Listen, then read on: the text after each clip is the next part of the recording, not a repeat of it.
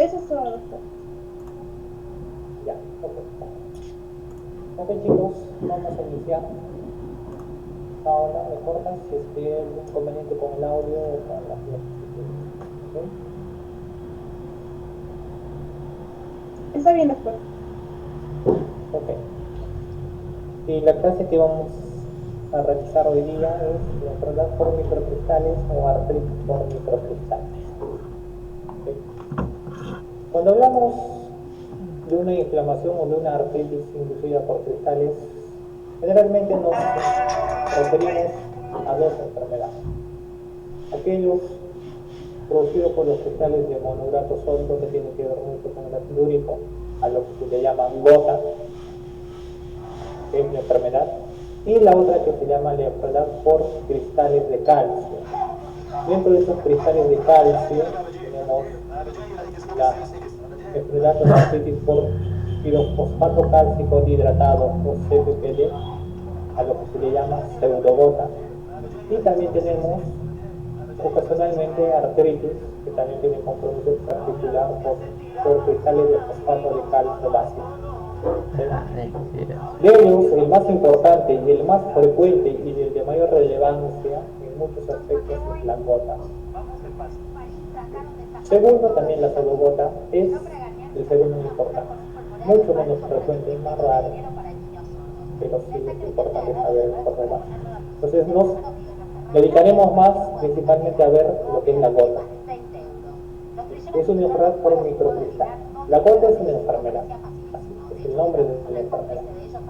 Es una de las formas más antiguas de la artritis. Ya sabemos que artritis simplemente es una manifestación de inflamación de una articulación.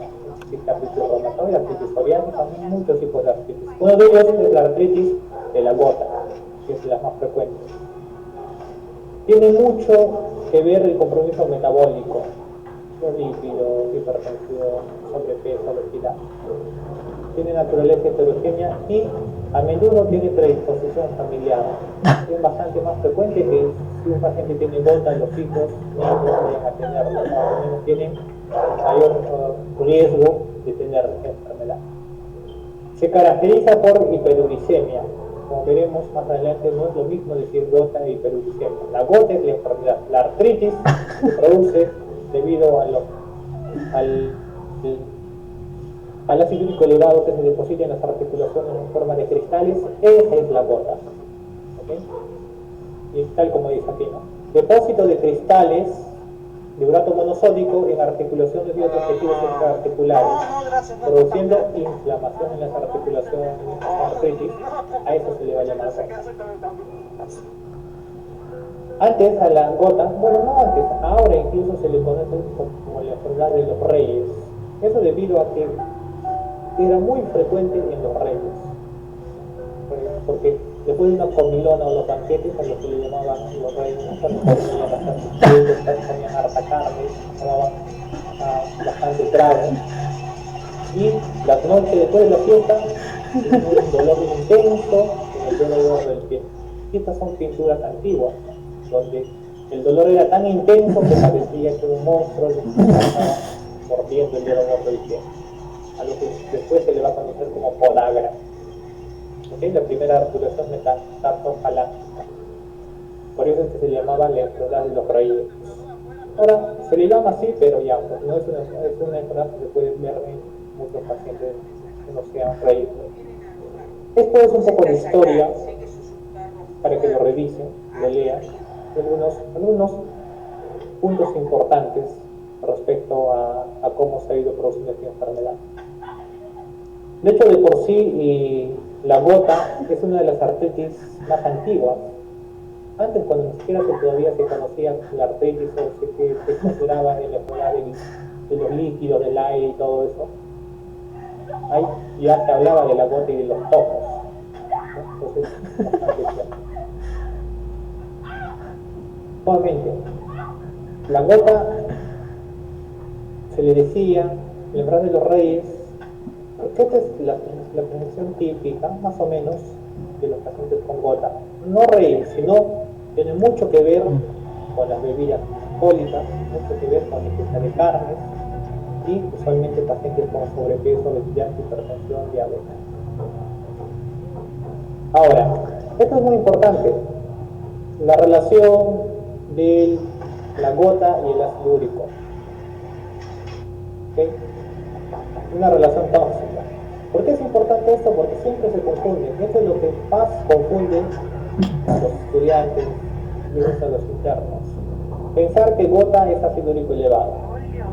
Obviamente la gota está muy relacionado con el ácido úrico, bastante relacionado, pero no tiene nada que ver una con la otra. Obviamente la hiperuricemia, que es el ácido úrico elevado, puede tener muchas otras causas, pero la mayoría de los pacientes con gota tienen hiperuricemia, aunque no todos, pero la gran mayoría sí. Por eso es una relación. Entonces diremos que hiperuricemia no es sinónimo de gota. ¿Ok? Eso es importante. Hiperuricemia no es sinónimo de gota. Hiperuricemia, tal y como su nombre lo dice, simplemente ácido úrico elevado en la sangre. La gota es una enfermedad, es una artritis que tiene ciertas características clínicas y también ácido úrico elevado. Esta es la gota, sangre hiperuricemia. ¿Okay? Ya se van a dar cuenta por qué es importante eso.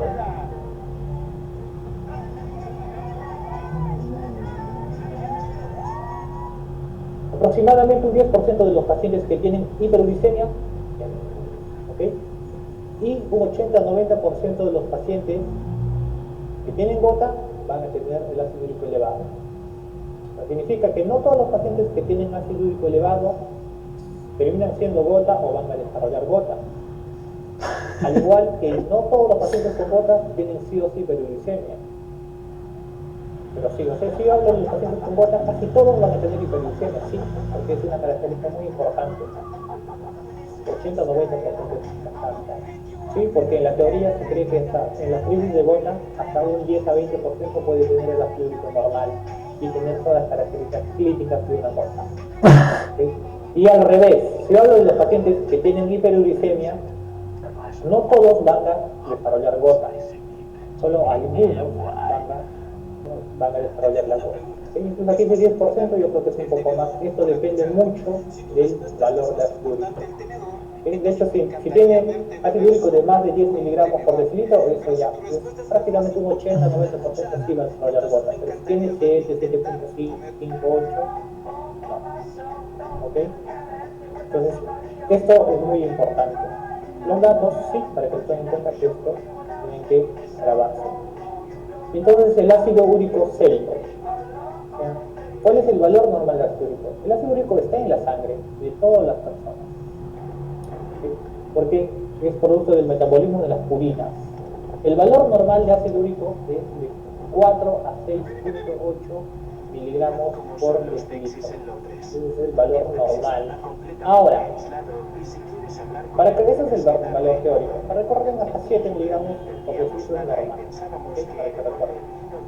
Obviamente en los varones es un poco más que en las mujeres. Incluso se dice que en los varones hasta 7 miligramos por decilitro y en las mujeres hasta 6. Pero con tal de que se recuerden el valor de 7 está bien. Porque todo lo que esté por encima de 7 miligramos por decilitro se va a decir hiperuricemia. Significa que este paciente tiene ácido úrico elevado en la sangre. No necesariamente gota, solo hiperuricemia. Nada más. ¿Okay?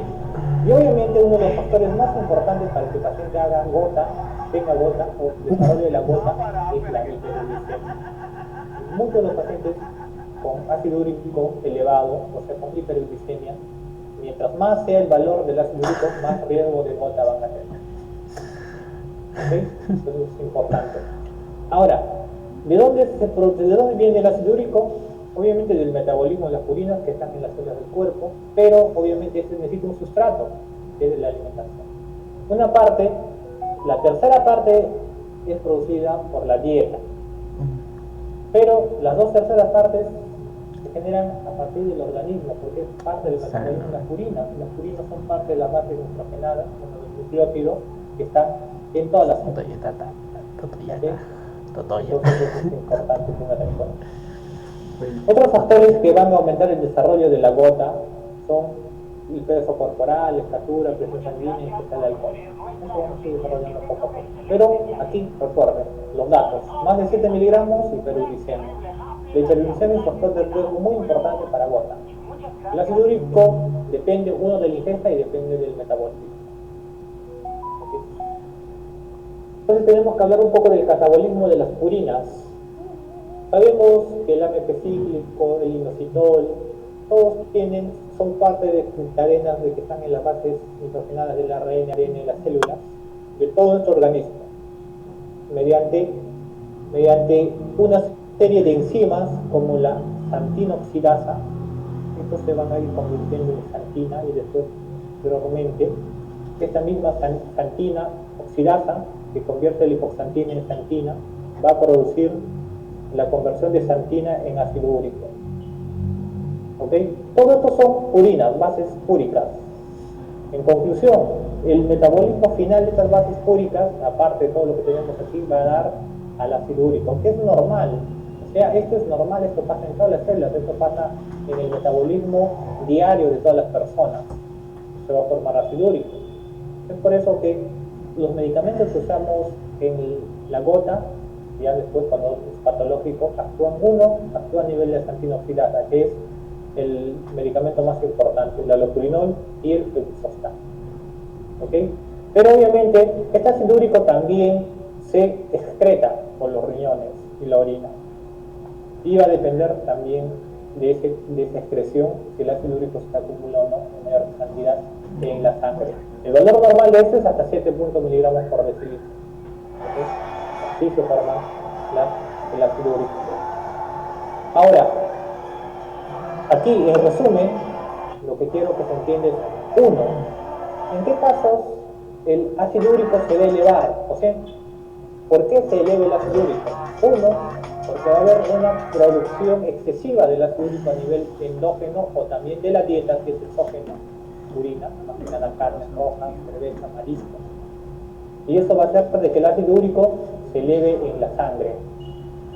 O porque va a haber una disminución en la excreción. ¿Okay? O sea, el riñón no va a excretar la suficiente cantidad de ácido úrico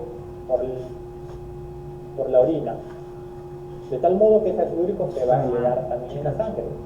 ¿Y por qué no se va a excretar adecuadamente? Porque va a haber una reabsorción a nivel de los túbulos proximales y distales disminuida. ¿Okay? O sea, no se va a reabsorber normalmente, porque el ácido úrico se fixa en el glomérulo, pero al pasar por los túbulos se reabsorbe normalmente, ¿no? O también se excreta, pero con los pacientes que tienen una hiperuricemia, esa reabsorción y esa secreción a nivel de los túbulos va a estar alterada, de tal modo que se va a reabsorber en mayor cantidad y se va a excretar en menor cantidad a nivel de los túbulos, y eso va a hacer de que el ácido úrico, que debería salir normalmente por la orina, salga en menor cantidad y vuelva nuevamente al torrente sanguíneo, haciendo de que el ácido úrico esté elevado en la sangre, produciendo hiperuricemia. ¿Okay? Bueno, esta es uricemia, solo así, o sea, el ácido úrico funciona de tal manera. Ahora también tiene expresión extrarrenal, sí, en el bilis, intestino, ya, pero de menor cantidad. ¿Y de qué va a depender todo esto? 1, de la dieta, pero todo esto y esto va a depender de polimorfismos genéticos. Y hemos hablado bastante de los polimorfismos genéticos. O sea, va a haber una predisposición genética para que haya un aumento de la reabsorción del ácido úrico a nivel de los riñones, para que haya un aumento de la producción de ácido úrico endógeno. Todo va a depender de la genética y eso no se puede modificar. Pero esto sí se puede modificar. ¿Okay? De todo eso depende el nivel de ácido úrico en la sangre. Hay medicamentos que pueden modificar o aumentar el valor de ácido úrico, sí, de los más importantes, los diuréticos, de asa y tiazídicos. Pacientes que toman furosemida, hidroclorotiazida, pueden tener normalmente ácido úrico elevado, a lo que se llama hiperuricemia. De estos es importante el etambutol, tratamiento que se usa en la tuberculosis. Hay muchos pacientes con tuberculosis que son derivados de otras especialidades de neumología, medicina, ¿no? Mejor me mandan porque mi ácido úrico está en 10 y me han dicho que tengo gota. Ok, tomas algo así, tengo tuberculosis, que ya en el quinto mes de tratamiento. La causa del ácido úrico elevado en este paciente es que está tomando etambutol, por eso el ácido úrico se le eleva y eso no es gota. Mientras no tenga una artritis, una inflamación, sigue siendo una hiperuricemia nada más. Y obviamente cuando se suspende el etambutol, el paciente va a disminuir, va a normalizar su nivel de azúcar. En la ciclosporina que usamos en artritis, en enfermedades en colagenopatías, ¿no? Como LES, nefritis lúpica. Los factores estimulantes de Polonia que usan más los hematólogos también pueden producir hiperuricemia. ¿Ok? Entonces es importante recordar. Ahora, ya hablando de la gota, o sea, pasando a cómo es que esa hiperuricemia puede conllevar terminación de una gota. En condiciones fisiológicas normales, o sea, en nosotros, en todos ustedes, en mí, en todos los pacientes, en todas las personas, el 98% del ácido úrico está en forma de cristales, que es el urato monosódico. Eso debido a un pH y temperatura fisiológica. ¿Okay? Pero cuando se supera el umbral de la hiperuricemia, va a hacer de que estos cristales, que son la hiperuricemia en forma de cristales, se precipiten. Y obviamente cuando se precipitan, van a ser en las articulaciones. Y esa precipitación de cristales de monourato sódico en las articulaciones va a desencadenar una respuesta inflamatoria. ¿Okay? Más o menos así. Esta es una articulación, pongamos, antes era normal. El paciente tiene hiperuricemia, tiene factores de riesgo genéticos y consume harta carne, en un momento otro empieza a consumir carne roja, toma alcohol. Ese ácido úrico se va a elevar mucho más y va a haber cristales de monourato sódico. Y cuando se va a superar su umbral, estos cristales de monourato sódico se van a ir a precipitar en la articulación, y para eso ya sabemos que es una articulación sinovial normal. No debería haber cristales de monourato sódico, es como un cuerpo extraño y altamente proinflamatorio. Entonces lo que va a hacer es desencadenar una respuesta inflamatoria. Esta articulación se va a inflamar, van a venir los neutrófilos, se activa el complemento, macrófagos, fibroblastos, y todo va a terminar en una inflamación de la articulación, en una artritis, producido por la precipitación de los cristales. ¿Ok? Así se va a formar la artritis por microcristales, en este caso por la gota. Entonces, ¿qué es lo que pasa a nivel de las células? Ya en el líquido sinovial, ¿qué pasa con los neutrófilos, principalmente linfocitos? Dentro de los neutrófilos tenemos microtúbulos y tenemos las caspasas. Las caspasas son parte del inflamosoma. ¿Okay? Entonces, lo que hacen los cristales de monourato sódico es ingresar a la célula, van a activar el inflamosoma, principalmente por las caspasas. Y esas caspasas, a su vez, van a producir van a desencadenar la activación de las citocinas proinflamatorias como TNF, fosfato tumoral, interleucina 6, interleucina 1, que este es muy inflamatorio, que también están presentes en la artritis reumatoide, y esto finalmente va a producir una inflamación. Un recuento fisiopatológico intracelular básico, ¿okay? Para que tengan en cuenta. Tal vez recuerden el nombre de las caspasas, más o menos de cómo se forma el inflamosoma. Esto es importante porque a nivel de esto, toda la colchicina, que vamos a ver al final. Es más que nada para la inflamación. Entonces, eso va a conllevar a una artritis, o sea, a una inflamación de la articulación. Así es que la hiperuricemia termina inflamando la articulación, produciendo una artritis por microcristales que se llama gota. ¿Ok? Listo. Ahora, la epidemiología. Pero antes de pasar a esto, que de hecho es lo más importante, ¿alguna pregunta, alguna consulta respecto a la fisiopatología?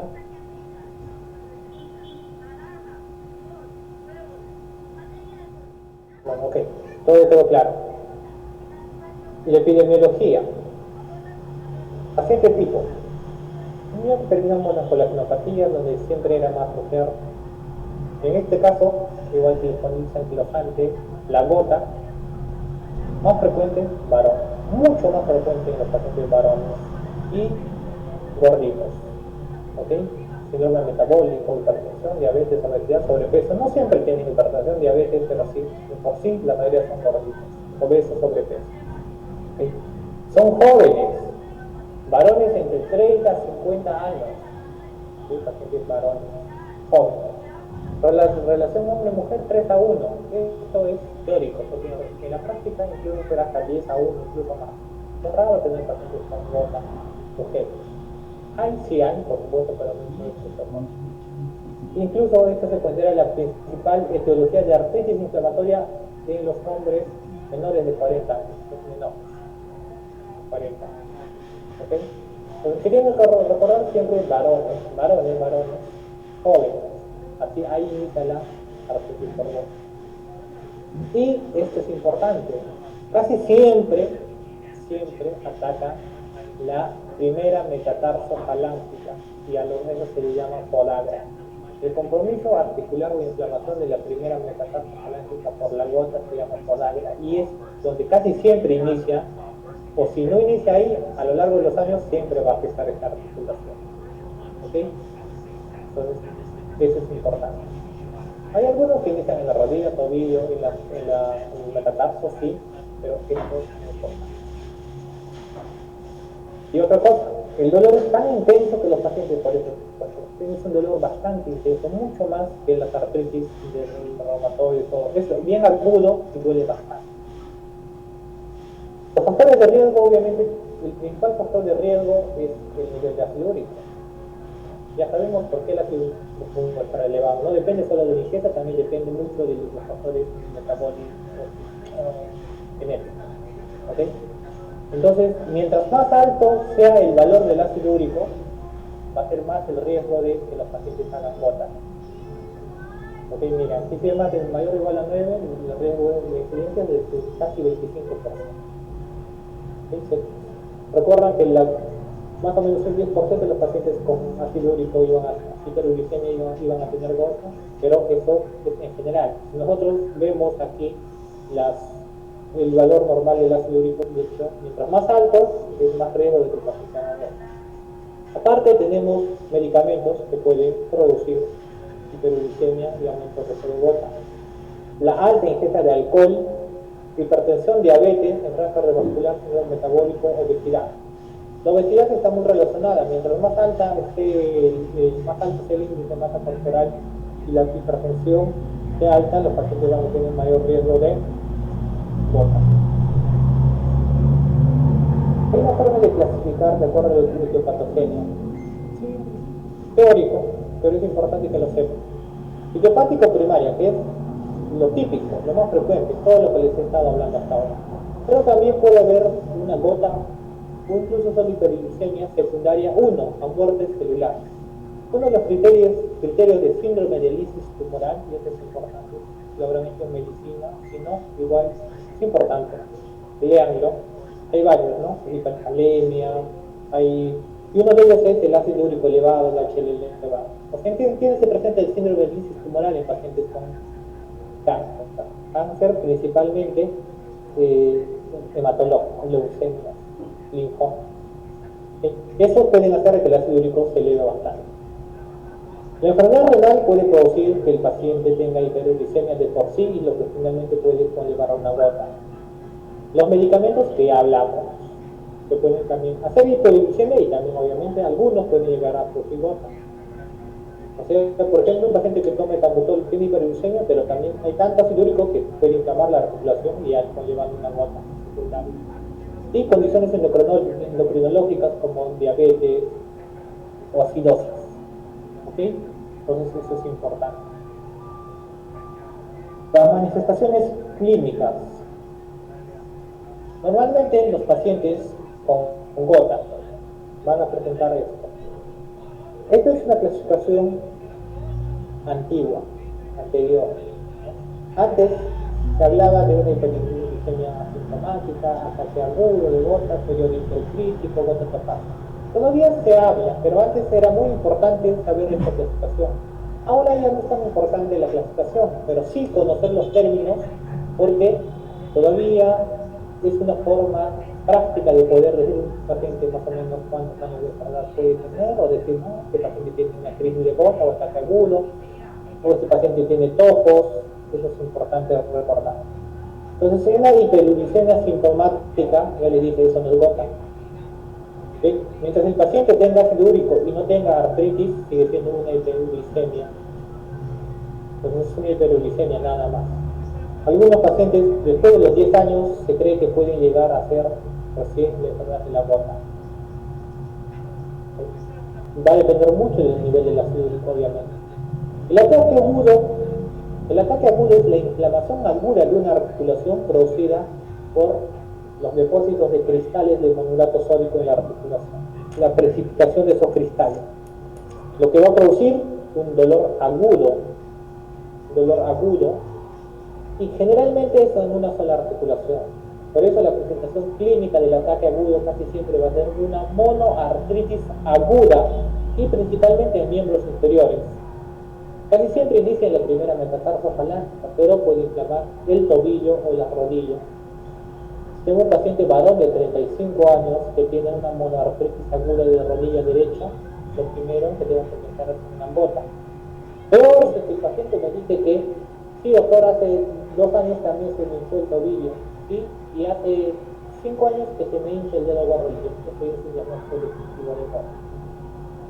¿Okay? Entonces, el ataque agudo viene así, en episodio. Viene, puede mejorar y luego se repite. Hasta que un momento se hace más seguido.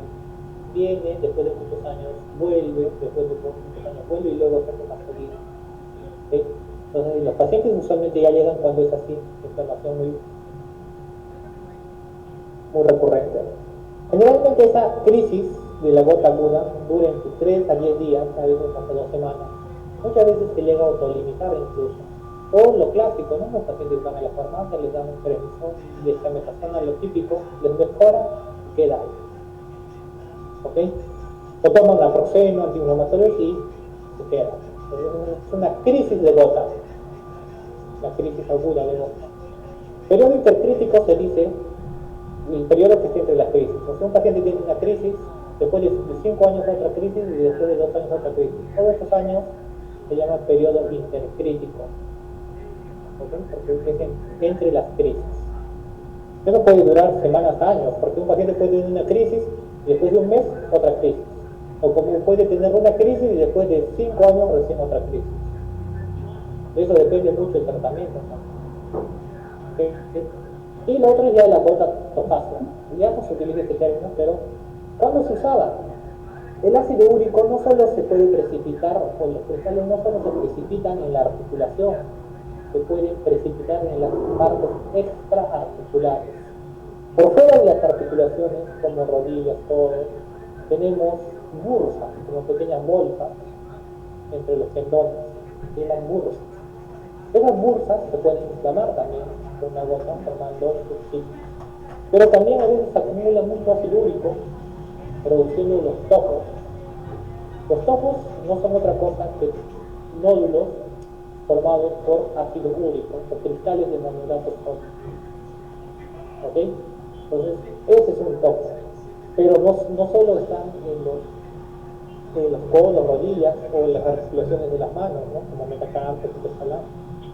Los tocos también se pueden ver en el pabellón auricular, en la oreja. Son pequeñitos, pero es importante examinar y determinar esos tocos, porque eso ya me puede ayudar a confirmar el diagnóstico. Algunas veces esos tocos se pueden formar en los pulmones, en el tracto respiratorio, ya estos son casos clínicos del libro, que no los llega a ver tan fácilmente. Pero teóricamente sí se puede formar tocos a nivel de usualmente ya se presentan después de 10 años de que el paciente tenga el diagnóstico de gota. Algunas veces puede ser antes, algunas veces nunca se puede. ¿Okay? La crisis de gota, lo que les dije, casi siempre es monoartritis. La primera casi siempre es en la primera metatarso faláncica, se llama podagra. ¿ok? Primera metatarso falágica. Pero no siempre, no siempre.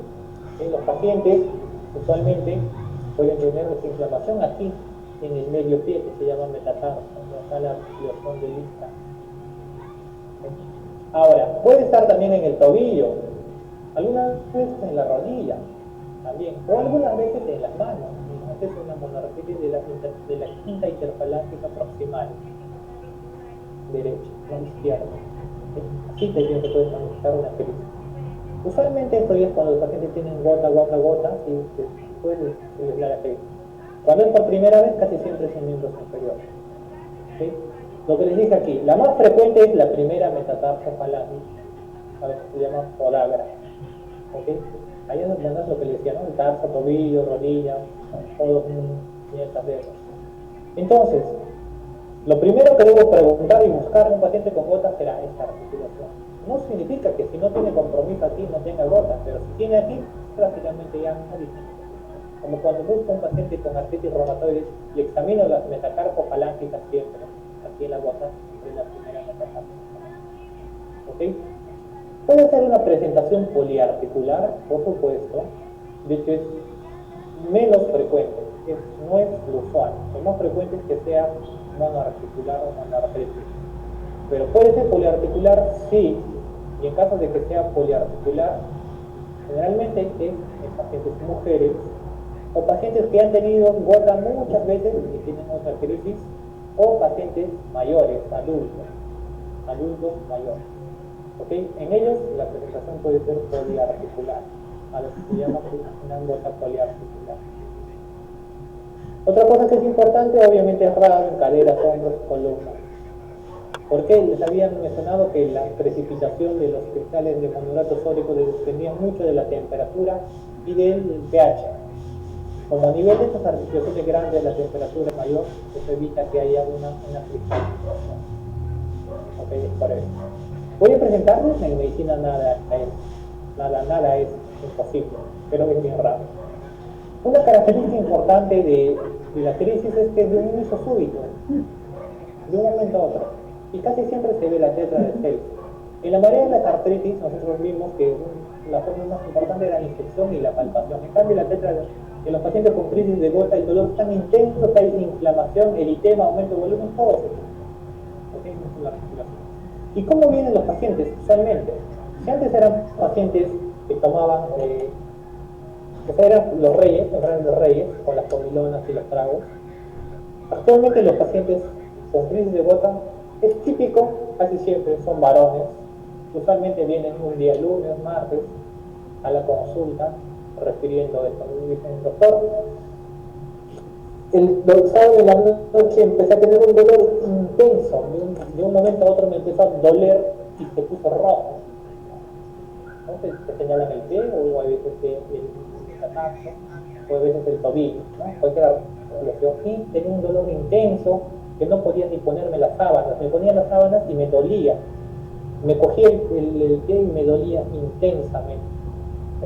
Y ahí le pregunto, ¿me hiciste a comer algo, alguna actividad del día sábado, un viernes? Ah, sí, doctor, el día sábado tuvimos una actividad, fuimos a jugar, comimos carne, tomamos parrillada, tomamos cerveza. Y generalmente esa es la principal causa de la crisis de gota. Obviamente el paciente ya ha estado teniendo muchos años hiperuricemia, no solo que siempre ha estado y ha tenido factores genéticos, todo. Pero la ingesta va a desencadenar la crisis. Dolor intenso, agudo, ¿ok? Agudo, generalmente monoartritis. O algunos comen mariscos, ¿no? Sí, doctor, el día domingo fui con la familia, fuimos a comer mariscos. O tal vez algo que es bastante común en Cusco, el consumo de menudé, ¿no? Chansolí, todo eso. También, porque tiene bastante ácido úrico, o tiene bastante purina. Todo eso desencadena la gota. Así se presentan los pacientes con crisis de gota. Pero casi siempre la mayoría ya viene después de su tercer, cuarto evento. Significa que con esto la mayoría va a farmacia, se compra antiinflamatorios y sí mejora, porque incluso esto se puede autolimitar a personas. Con los AINES todavía mejora más rápido. Por ahí le ponen diclofenac intramuscular y mejora. Le pasa después de 2-3 años y le hace lo mismo. Y ya los pacientes más conscientes vienen y dicen, sí doctor, ya son 3 años consecutivos que me pasa esto, y ya me preocupa, ya no quiero ir a la farmacia, quiero saber qué tengo. Ahí entonces se les diagnostica y es gota. Y los que son ya mucho más responsables, con la primera vienen, doctor, me pareció muy raro y me vino, y también.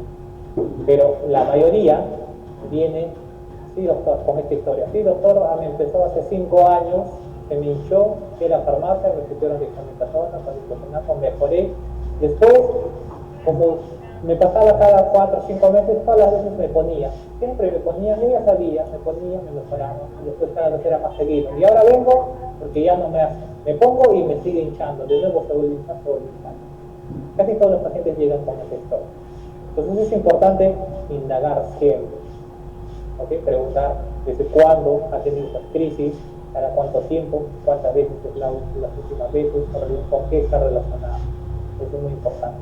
Es distinto tener un paciente con otro tipo de artritis, ¿no? Por ejemplo, si el paciente me dice, doctor, hace 8 meses lo tengo y no se sigue hinchado, no se, y cada vez está más hinchado, eso es una artritis crónica. Hay que destacarlo con todo. Pero esto es recurrente, va, empeora mejor. ¿Okay? Ahora, en el periodo intercrítico, esto va a ser importante. Uno, si los periodos intercríticos son muy aislados, lo único que se trata es las crisis. O sea, el paciente tiene crisis y yo le trato. Y le tengo que decir, ¿no? Nada de cerveza, nada de esto, la dieta es importante, como les voy a decir al final.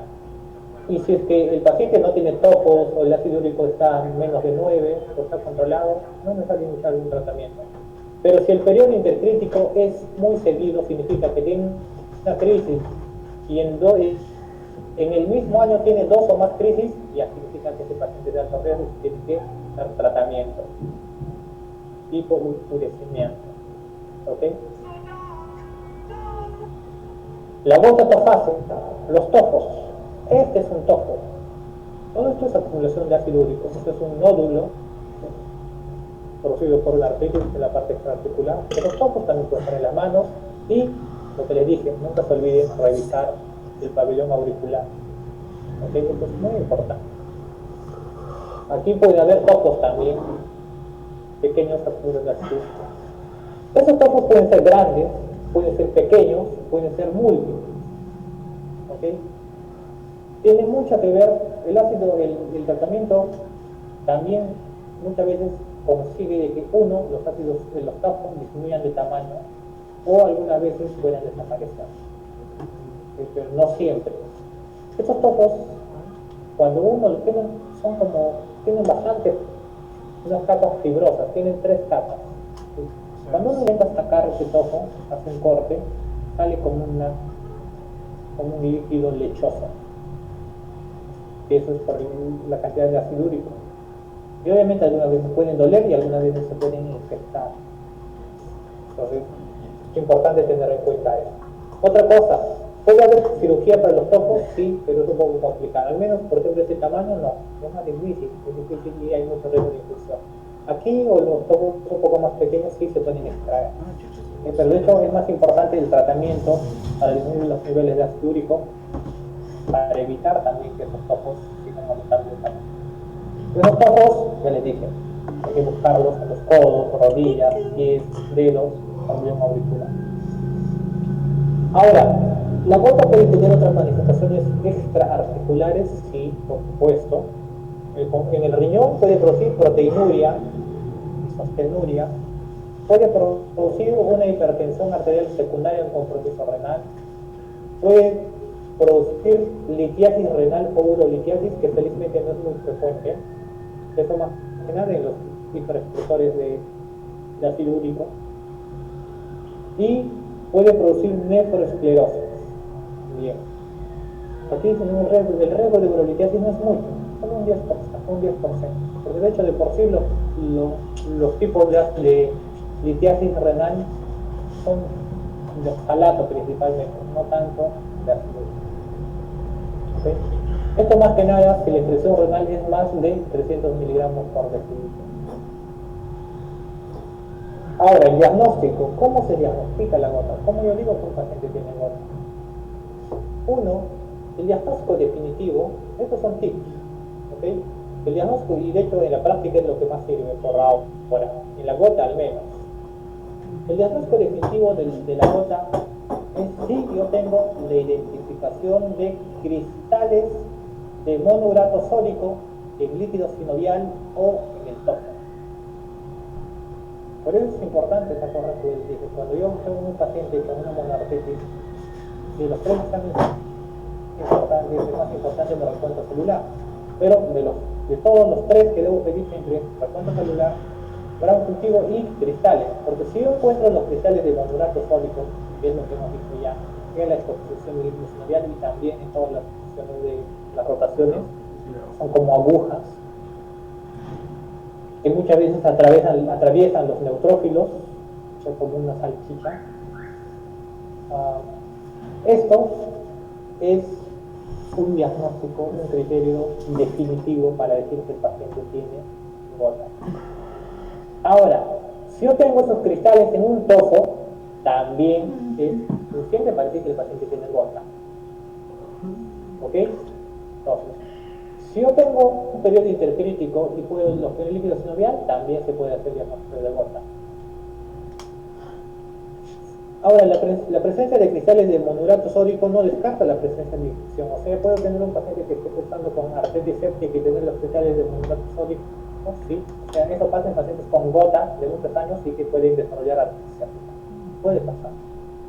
Ahora, el cuadro clínico y los niveles de ácido úrico, sérico, no excluyen ni confirman el diagnóstico de gota. ¿Qué significa?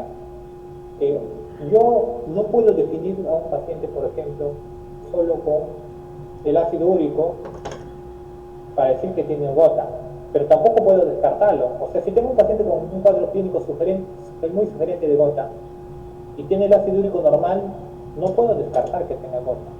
Y si tengo un paciente que tiene un cuadro clínico como que tal vez es gota y con un ácido úrico elevado, no puedo confirmar el diagnóstico, pero sí tener una muy alta sospecha de que sea gota, incluso iniciar tratamiento. ¿Ok? Y si el cuadro clínico ya es muy sugerente de gota, y el paciente tiene ácido úrico elevado, eso sí es gota.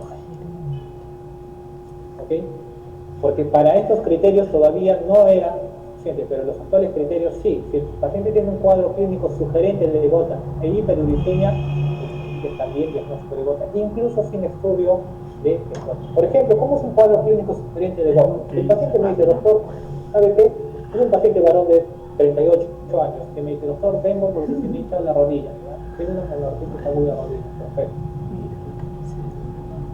Y por ahí sí, hace una semana fui a traumatología, me sacaron el líquido y como siempre, ¿no? Traumatología nunca pide su líquido. Y me sacaron el líquido y me sigue doliendo, pero no sé qué es lo que tengo. ¿Tú alguna vez tuviste inflamación de alguna otra articulación? Ah, sí, doctor, hace 2 años se me hinchó el dedo gordo del pie. Y después de un año se volvió a hinchar. Perfecto. ¿Ya? Lo examinas y encuentras un pequeño topo en el pabellón auricular. Le pides un ácido úrico y le sale en 8.8. Ese paciente tiene una clínica muy compatible de gota más una hiperuricemia. Eso es una gota. Y a ese no le estoy haciendo un estudio de líquido primero porque ya no puedo, porque ya hay sacar líquido de esto y ya nunca lo mandaron a estudiar. Y del topo, de la oreja, es imposible sacarlo, es muy difícil. Segundo, tal vez no fue de la rodilla, sino fue del metatarso, o sea, el medio pie. De ahí no se puede sacar líquido sinovial. Entonces, eso es típico. Y si tiene ácido úrico en 10, ya, eso también es suficiente para decir que el paciente tiene el gota. Entonces es importante el cuadro clínico y la hiperuricemia, pero no tan importante como tener los cristales de monourato sódico en el líquido sinovial o material fácil. ¿Okay? Entonces tienen que recordar uno esto y recordar la clínica compatible, y más hiperuricemia también es sinónimo de gota. ¿Okay? Entonces, el examen de líquido sinovial, esto ya lo hemos visto, es importante determinar los cristales de monourato sódico. Esto se ve en la microscopía de luz polarizada. ¿Okay? Son birrefringentes negativos y son como agujas. ¿Okay? Son como agujas, como agujitas que tienen que de forma paralela se ven rojo amarillos y de forma perpendicular se ven azules. ¿Ok? Ahora, algo característico del líquido sinovial que va a ser un líquido inflamatorio. Ya sabemos que el líquido inflamatorio es de 2000 hasta 20.000 células por milímetro cúbico. Pero en la gota incluso puede llegar hasta 50.000, 80.000, incluso hasta 100.000. Es raro. Por eso es que esto se tiene que descartar normalmente, o se tiene que corroborar, o se tiene que hacer un diagnóstico diferencial con la artritis séptica, porque es el único que te puede dar tantos leucocitos. Normalmente la artritis reumatoide llegan hasta 20.000 máximo, ¿no? 20.000. La gota también muchas veces solo está en 5.000, 10.000, pero a veces puede llegar hasta niveles bien altos. ¿Okay? Y obviamente es inflamatorio por predominio de neutrófilos, porque de por sí el líquido sinovial tiene más mononucleares. ¿Sí? Entonces eso es importante. El líquido algunas veces puede ser turbio, similar a la artritis séptica. Eso es lo que se busca en el líquido sinovial. Las pruebas de imagen, la radiografía puede ayudarnos, sí, pero no es lo más importante. ¿Okay? No es recomendable estar solicitando radiografías, mucho menos estar pidiendo radiografías de control, porque la gota puede producir erosiones que son similares a la artritis reumatoide, pero son erosiones más grandes. ¿Okay? Y para que esto pase, tendré que tener muchos años de enfermedad. Entonces, no es lo más importante en los pacientes con gota. Algo que sí se puede pedir, antes de pasar esto, es la ecografía. La ecografía sí ayuda, porque hay un signo del doble contorno ecográfico que sí es un signo muy importante en los pacientes que tienen gota. Supongamos que es una ecografía, y este es el líquido sinovial, como digo, el pase articular. El ácido úrico se precipita aquí y también se precipita aquí, en ambos lados. Y eso se ve en una ecografía, se le llama signo del doble contorno, ¿okay? Que es anónimo de gota. Incluso está ya dentro de los nuevos criterios. ¿Okay? Entonces, y estos son los nuevos criterios de la regular del 2015. ¿Por qué los pongo aquí? Porque son criterios más teóricos, son criterios de clasificación que se han hecho para un estudio, ya son más teóricos. Básicamente esquematizan, se ponen todo de manera muy ordenada, todo lo que hemos dicho aquí, todo lo que se ha pero aquí ya lo esquematiza. ¿Okay? Entonces es importante la característica clínica, va a ser importante el tiempo, va a ser importante si hay compromiso de la primera metatarso falángica o no, si hay compromiso, y dependiendo del nivel de ácido úrico, también se va a ver el valor. Mientras más ácido úrico tenga, va a haber mayor puntaje. ¿Ok? Entonces, todo lo que les he dicho se pone aquí, pero de forma ya más gráfica y más exacta.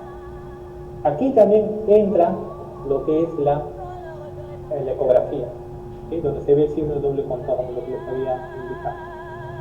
¿Okay? Entonces, esto es importante. Entonces, en conclusión, si yo tengo un paciente con una característica clínica compatible de gotas, y eso es inflamación, por ejemplo, de la primera metatarso falángica o el medio pie, y tengo hiperuricemia, ya puedo definir que el paciente tiene gotas. Si yo encuentro que un paciente tiene líquido sinovial y le hago el estudio de líquido sinovial y encuentro los cristales de monohidrato sódico, también puedo definir por qué el paciente tiene gotas. Si tengo una clínica compatible y yo le hago una ecografía y hay un signo de doble contorno, también. Si yo tengo un paciente que tiene hiperuricemia y tiene tocos, también. ¿Okay? Pero si obviamente yo tengo la duda, tengo un paciente que tiene hiperuricemia y tiene una característica, no oligoartritis, puedo pensar que es gota, pero algunas veces la artritis psoriásica, la oligoartritis pueden también producir hiperuricemia. ¿Okay? Entonces, el diagnóstico no va a ser definitivo, pero obviamente le tengo que buscar el tratamiento. ¿Ok? Entonces, sí, son los criterios de ser regular. Diagnóstico diferencial, uno de ellos, artritis séptica piógena. Vamos a hacer un tema de todo esto, pero es un diagnóstico diferencial que tiene que tener en cuenta siempre. Otro, la condrocalcinosis o pseudogota, que vamos a ver una diapositiva al final. La fiebre aguda reumática aguda con compromiso articular también, esto ya mucho más alejado. Artritis reumatoide también, más cuando es poliarticular o cuando el artritis reumatoide es atípico o inicia en la articulación. Ya mucho más raro. Y el reumatismo palindrómico, que es una especie de pre-artritis reumatoide, también puede ser diferenciado. Tratamiento. 1. Medidas no farmacológicas. Esto es muy importante. ¿Okay? ¿Por qué pongo todo esto aquí? Porque es algo que los pacientes tienen que evitar. A todo paciente que tiene gota se le tiene que decir no cerveza, no carnes rojas, no mariscos, no menudencias. Adiós chorizo. Eso es importante. Segundo, el paciente va a conocer mismo su organismo, porque hay pacientes a los que les va a hacer bien una cosa y mal otra. Entonces, el paciente ya tiene que ir conociendo qué alimentos pueden producir hiperglicemia, o qué alimentos le pueden producir crisis, que eso tiene que dejar. ¿Y qué tiene que consumir? Vegetales, menestras, una comida saludable. Ahora, si el paciente tiene hipertensión, dislipidemia, sobrepeso, psoriasis, neurovascular, cualquier enfermedad inflamatoria la tiene que controlar. Esto es importante, el peso sobre todo. Es bastante líquido, también es importante. Si toma fármacos, también.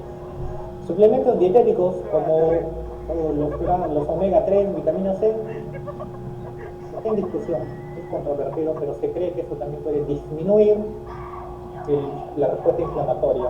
Obviamente mejora algo. ¿Okay? Entonces, esto es lo primero que se le tiene que decir al paciente. Sí o sí, si no me cumple esto, no me sirve. Es importante recalcarle, explicarle en resumen en qué consiste esa enfermedad para que entienda la importancia de manejar, de mejorar todo eso. ¿Okay? Eso. Incluso algunos pacientes pueden tener una crisis de gota y con esto se pueden controlar y pueden estar muchos años sin tener más crisis y sin tomar ningún medicamento. Por eso es importante jugar. Ya el tratamiento farmacológico se divide en dos. ¿Cómo manejo la crisis aguda de gota? O sea, la crisis aguda, ya les dije, es inflamación, una artritis. Uno, el tratamiento más importante es la colchicina. ¿Okay? La colchicina, que actúa a nivel del inflamosoma en las células, principalmente neutrófilos, evitando, o actúa a nivel de los microtúbulos. Los microtúbulos intracelulares son importantes para activar el inflamosoma en las caspasas que finalmente van a producir inflamación. No hay microtúbulos, no hay inflamosoma. No hay inflamosoma, no hay inflamación. Eso hace la colchicina. ¿Ok? Entonces, lo que tienen que recordar es que la colchicina no tiene nada que ver con el ácido úrico. Prácticamente la colchicina es un antiinflamatorio, solo que no es un AINICO. Es un solo antiinflamatorio solito, es como un grupo discriminado, pero es un antiinflamatorio. Es el patito feo de los antiinflamatorios, porque no solo se usa en gota, se puede usar en otras cosas. Está solo, pero tiene un alto poder antiinflamatorio.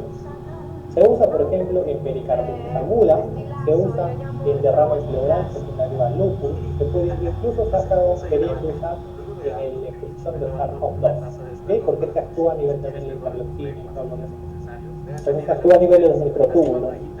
Sirve para mejorar la inflamación, por eso es que se usa en los pacientes con crisis de gota. En Perú, la dosis de las tabletas de colchicina vienen de 0.5 miligramos. La dosis es de 1, usualmente se da 1 miligramo por día, o sea, mañana y noche. Una tableta en la mañana, una en la noche, hasta que la crisis mejore. Y se puede usar por 3 a 6 meses, porque aparte de ser antiinflamatorio, también se ha determinado que puede disminuir la recurrencia de la crisis. Entonces, es como profilaxis, para que no haya más crisis. Por eso que se puede usar hasta 3 a 6 veces. Incluso hay pacientes que lo usan siempre. No debería ser lo ideal, sí, pero a ver, uno se usa para disminuir la inflamación aguda y también como profilaxis. ¿Okay? Antes se usaba, el protocolo de la guía del ACR dice que se tiene que usar una tableta, ¿sí? Después de media hora usar otra, y después de media hora otra, y después a las 12 horas, y después cada 12 horas. Porque antes incluso se usaba así, colchicina media hora hasta que te dé diarrea. Porque así la crisis mejoraba rápidamente. Y de hecho, a veces podía producir diarrea y un efecto adverso muy frecuente, por lo que se ha cambiado el protocolo de uso. Por eso uno de los efectos adversos más frecuentes de la colchicina es la diarrea. ¿Okay? Ahora ya no se usa así, obviamente, ¿no? Solo les digo para que recuerden esto de la diarrea. Segundo, la colchicina en pacientes con disfunción renal crónica avanzada no se puede usar. Si yo tengo un paciente con depuración de menos de 30, no se tiene que usar. Si es de menos de 60, le tengo que ajustar la dosis. Pero por lo general es mejor usar una dosis baja. Si tengo un paciente que esté en diálisis, está contraindicado. ¿Ok? Porque la colchicina es no dializable y existe un síndrome por toxicidad por colchicina que puede ser mortal. Los pacientes hacen neuropatía, hacen mielopatía y hacen nefropatía, o sea, empiezan a subir su creatinina más, todos los nervios se les empiezan a inflamar, hacen anemia, leucopenia, por una toxicidad a colchicina. ¿Ok? Entonces eso es importante tener en cuenta. Por eso pacientes que dializan no se tienen que usar colchicina. ¿Qué otras cosas se puede usar en la crisis? Los AINES. El AINE también se puede usar en crisis de gota. Incluso hay un estudio que ha demostrado que el naproxeno es similar en cuanto a eficacia, al igual que la colchicina para la crisis de gota. Entonces también se puede usar. Y otro, los corticoides. Esto más que nada, por ejemplo, en pacientes que dializan o que tienen alguna otra comorbilidad o tienen contraindicación para AINES, colchicina, corticoides. Puede ser por vía oral o también puede ser infiltración. Esta es una paciente que tiene una crisis de gota y solo la rodilla se le hincha. Hace un agua porcentaje, saca su líquido y le infiltro. Fluoxetinolon, corticoide de poco es suficiente. Me evito darle el medicamento para crisis, que tal vez no llega y puede tener efectos adversos, obviamente dependiendo del tipo de paciente, ¿no? Eso también es importante. Eso es para la crisis de gota. Segundo, el tratamiento de mantenimiento, entre comillas. El más importante es el allopurinol. ¿Ok? El allopurinol ya no tiene nada que ver con la inflamación. El allopurinol tiene que ver con el ácido úrico. Sabemos que la gota tiene mucho que ver con la hiperglicemia. Entonces, ¿cómo se trata o cómo se trata la gota en sí? ¿Cómo yo voy a evitar que este paciente siga teniendo crisis de gota? Obviamente controlando el nivel de ácido úrico. Y el nivel de ácido úrico se controla con el allopurinol, porque el allopurinol inhibe la xantinoxidasa. Cuando inhibe la xantinoxidasa, los nucleósidos urínicos ya no se van a convertir en ácido úrico, entonces va a disminuir la síntesis de ácido úrico. El allopurinol disminuye el valor de ácido úrico en la sangre, entonces ese es su trabajo. La guía de ACR 2019 para gota, que es el último de tratamiento, dice que el objetivo de la gota, de los pacientes con gota, tiene que ser tener el ácido úrico menos de 6 miligramos. ¿Se acuerdan de las introducciones de 7?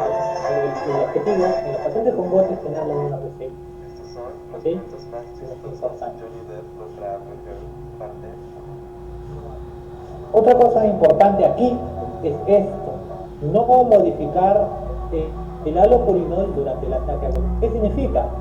Si el paciente tiene un ataque agudo de gota y no está recibiendo allopurinol, no debo iniciarle allopurinol, porque hay más crisis de gota, que puede haber mayor exacerbación de la crisis.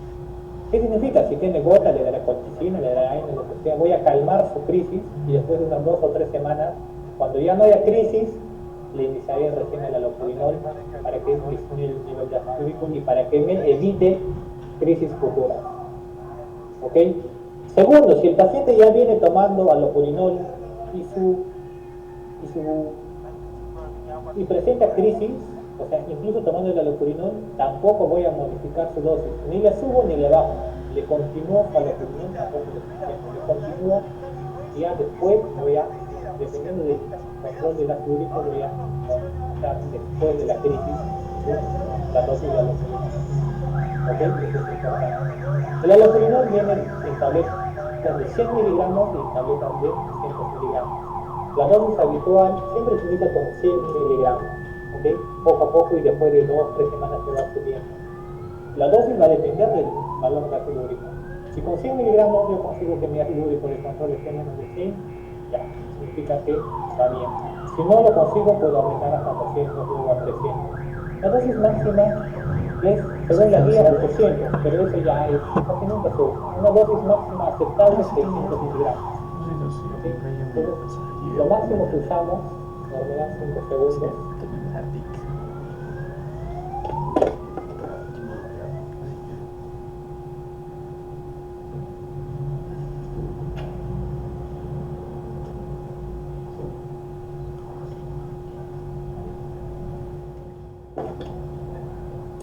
Ok, lo que decía, la dosis máxima de alopurinol que se puede usar ya si el paciente no mejora y todo es 600 miligramos al día.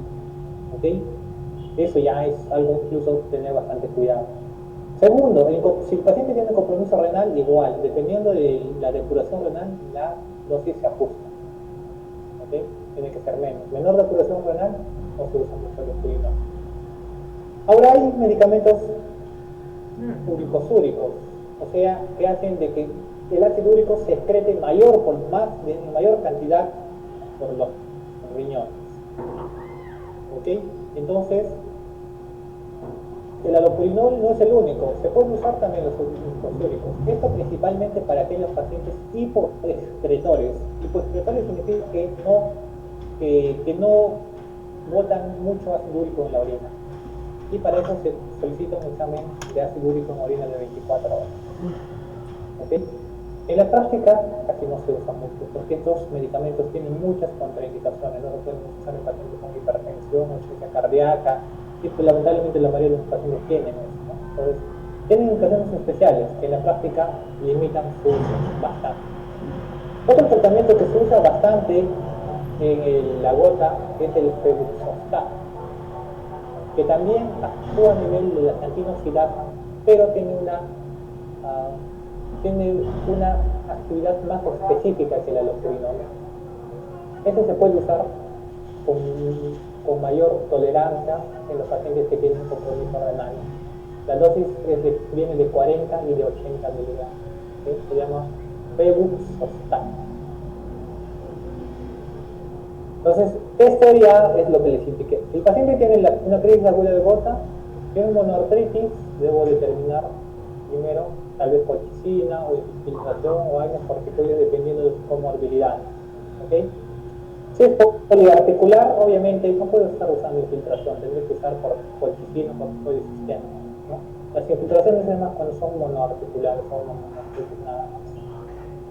La colchicina se puede usar también de manera crónica. O sea, por 3 a 6 meses como profilaxis. ¿Okay? Ok chicos, entonces eso es todo respecto a gota. Lo otro, solo una diapositiva, nada más. Los cristales de CPPD o cristales de pirofosfato cálcico dihidratado, a los que se llama pseudogota. Es lo contrario a la gota. Si la gota era más frecuente en varones jóvenes, que inician a los 30, la enfermedad casi siempre inicia entre los 30 y 40 años, por lo general. La pseudogota es más frecuente en adultos mayores, más de 60, 65 años, y más frecuente en mujeres. ¿Ok? Casi siempre se exacerba o se presenta con cuadros de con cuadros de estrés, al igual que la gota. Es típico, haciendo un paréntesis, es típico que los pacientes que tengan crisis de gota, algunas veces aparte de la dieta, eso puede presentarse cuando se hospitalizan. Si hay alguna infección o algo, se hospitalizan y su crisis también es una causa. También puede producir leucocitosis y puede producir fiebre, la gota. Por eso un diagnóstico diferencial muy importante es la artritis séptica. Okay, solo un paréntesis. Ahora, en los pacientes con pseudogotas es mucho más frecuente. O sea, ¿a qué me refiero? Casi siempre son interconsultas de geriatría. ¿No? Los geriátricos, todos tenemos un paciente de 70 años, una paciente mujer que se hospitalizó por una ITU, ya estamos mejorando el cuadro, ya está mejor, pero se le hinchó la rodilla. Desde ayer se quejó del dolor de rodilla y se le hinchó. Y vamos, lo examinamos y efectivamente sí tiene una monoartritis de rodilla derecha, hinchada. ¿Sí? Una de las causas más frecuentes es la pseudogota, pero también puede ser una artritis séptica, sí, pero la pseudogota es un diagnóstico diferencial muy importante. Entonces, la representación típica más frecuente es en la rodilla. ¿Sí? La rodilla. Otras veces estos pacientes pueden tener episodios recurrentes también de monoartritis. ¿Sí? También. ¿Cómo se diagnostica? Usualmente debería ser con el examen de líquido sinovial, donde se ven los cristales de pirofosfato cálcico dihidratado que son en forma de rombo, pero solo un 20 a 30% de los pacientes se va a poder identificar estos cristales, porque es un examen muy válido. Pero sí se ve la condrocalcinosis, y condrocalcinosis significa esto de aquí, ¿ok? Para que se entienda un poco. Esta es una radiografía de rodilla izquierda, no, rodilla derecha. ¿Sí? ¿Cómo se ve? Tibia, mitad, mediana.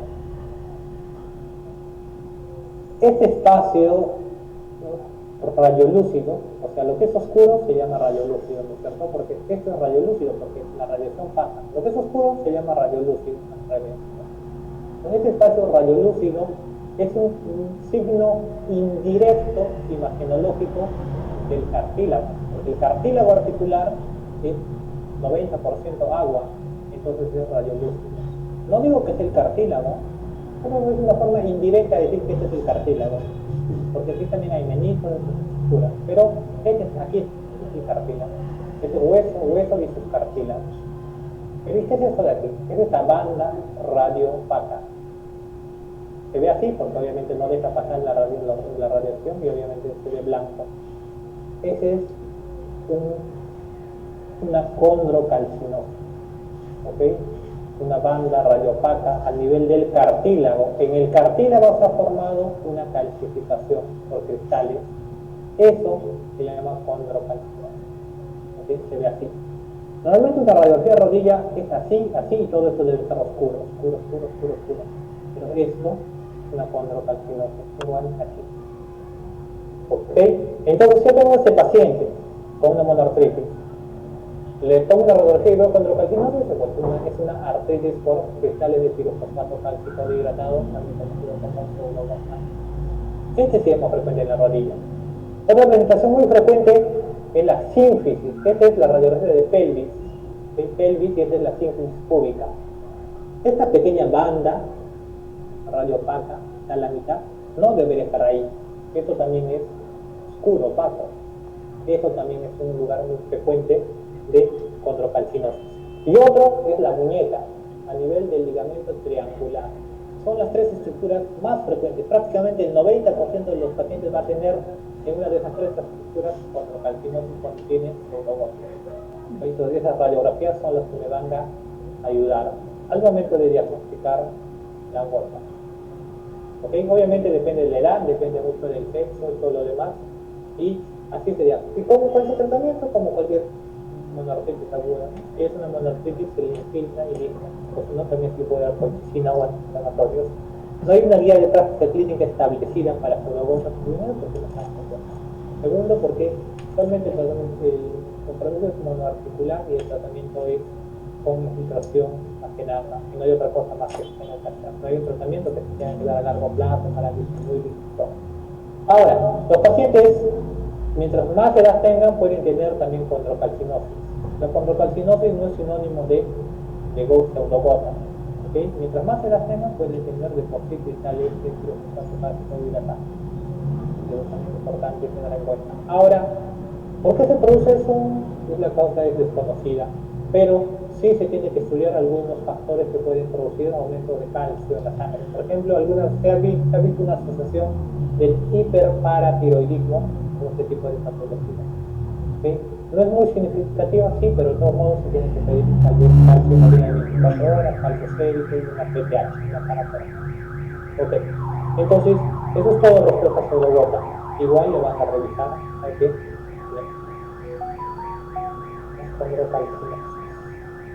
Ok, chicos, eso es todo respecto a artritis por microcristales. ¿Pregunta, alguna duda?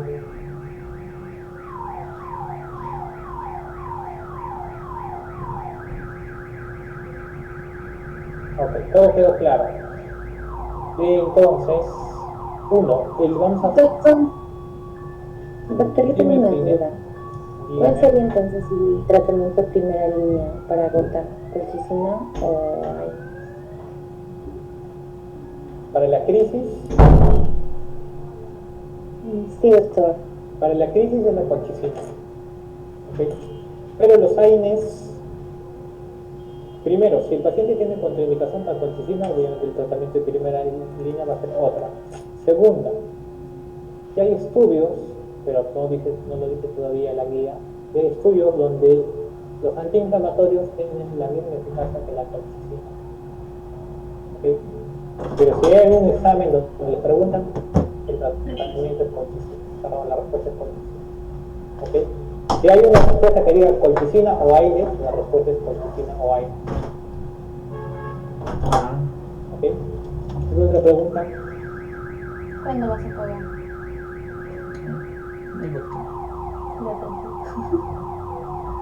Dime una fecha. Ya. Ahorita dime una fecha. Ok, no hay más preguntas. ¿Qué fecha es? La próxima nos toca fibromialgia, si no me equivoco, y después ya nos debería tocar el examen, ¿no es cierto? El sábado 17. Sí, doctor. ¿El sábado? Ok, Ajá. entonces Ya. el examen va a ser el día viernes de la próxima semana, igual en la noche. Entonces, la fibromialgia el día miércoles, creo que en fibromialgia no hay ninguna exposición. Igual van a ser los últimos orales y ya el día viernes sería el examen, el segundo examen.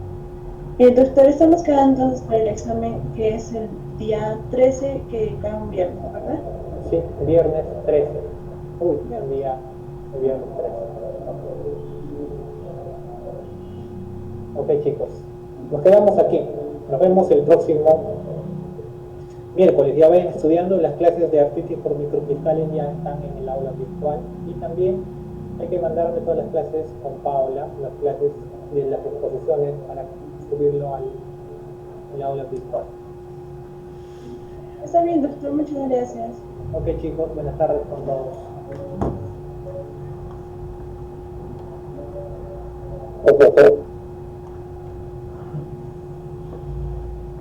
Doctor,